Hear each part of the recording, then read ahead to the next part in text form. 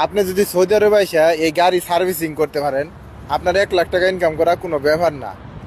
তারপরে এই যে রাস্তার মধ্যে যে ল্যাম্প পোস্টের লাইট দেখতেছেন, ইলেকট্রিক কাজ, আপনি যদি এই কাজগুলো করতে পারেন, ইলেকট্রিক কাজগুলো যদি আপনি করতে পারেন, মাসে 1 লাখ টাকা কোনো ইনকাম করার ব্যাপার না। তারপরে এই যে আমি যে মোবাইল দিয়ে ভিডিও করতেছি, এই মোবাইল সার্ভিসিংয়ের কাজে যদি আপনি আসতে পারেন, তাহলে আপনার 1 লাখ টাকা ইনকাম করার কোনো ব্যাপারই না সৌদি আরবে।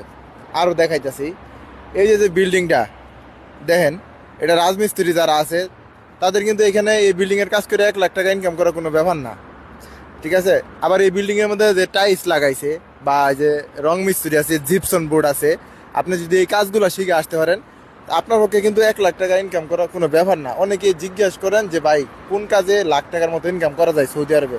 তো আমি সিম্পল বিষয়ে মানে আমার হাতের কাছে যা আছে আমি তাই দিয়া আপনাদেরকে দেখাইলাম।